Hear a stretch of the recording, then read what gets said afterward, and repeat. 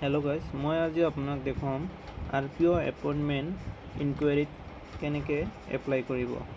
यदि आपनार स्टेटासखन बहुदिনৰ পৰা এনেকুৱা আছে তেনেহলে আপুনি आरपीओ ভিজিট কৰিব লাগিব আৰু आरपीओ ভিজিটৰ বাবে ইনকুৱাৰী এপইন্টমেন্ট ল'ব লাগে। এটো কেনেকে লয় এটো মই আজি আপোনাক দেখুৱাই দিম। আপুনি প্ৰথমে গুগল ব্ৰাউজাৰত যাব। গুগল ব্ৰাউজাৰত গৈ সাৰ্চ বটনত আপুনি পাছপোৰ্ট সেৱা বুলি সাৰ্চ কৰিব। সাৰ্চ কৰাৰ পিছত আপনি প্ৰথম লিঙ্কত ক্লিক কৰব।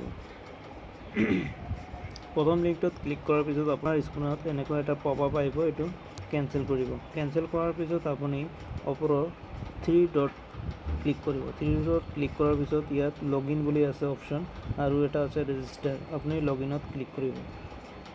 লগইনত ক্লিক করার পিছত আপনার যেটো ইমেইল আইডি দি বনাইছে এটো ইমেইল আইডি বহাব। আপনি যদি কোনো কম্পিউটাৰৰ দোকানত গৈছে তেনেহলে এই কম্পিউটাৰ দোকানৰ পৰা আপোনাৰ লগইন আইডিটো তাৰ পৰা খুদি দিব। মই মৰটো মাৰি আছো।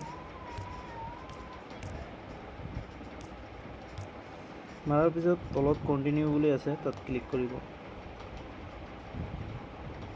ক্লিক কৰাৰ পিছত আপোনাৰ হিষ্ট্ৰীখন ইয়াতে চাব পাৰিব।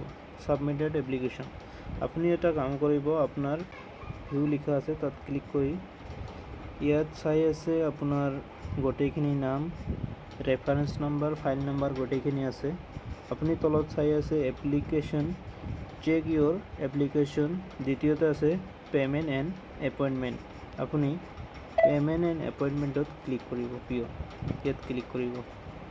ইয়াত ক্লিক কৰাৰ পিছত আপোনাৰ যেটো ৰেফাৰেন্স নাম্বাৰ, নাম, সাৰনেম এখিনি গোটেই আছে, ডেট অফ বাৰ্থ আছে। আপুনি নেক্সটত ক্লিক কৰিব। নেক্সটত ক্লিক কৰাৰ পিছত যেহেতু মোৰ আৰপিও গুৱাহাটী আছিল, আপনি যেটো সিলেক্ট কৰিছিল প্ৰথমে এপ্লাই কৰোতে সেইটোৱে আহিব। সিলেক্ট পিএসকে পাসপোৰ্ট সেৱা কেন্দ্ৰ আৰপিও গুৱাহাটী, ঠিকে আছে। আপনি সিলেক্ট এপইন্টমেন্ট ডেট ইয়াত ক্লিক কৰিব। ক্যালেন্ডাৰৰ চিহ্নত ক্লিক কৰিব।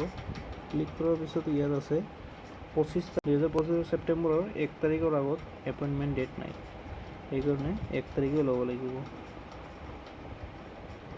বুক এপইন্টমেন্টত ক্লিক কৰিব।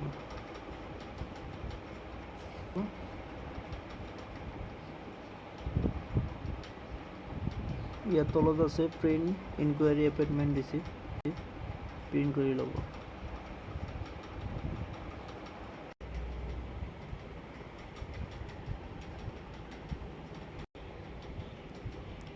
মোৰটো ডাউনলোড হৈছে।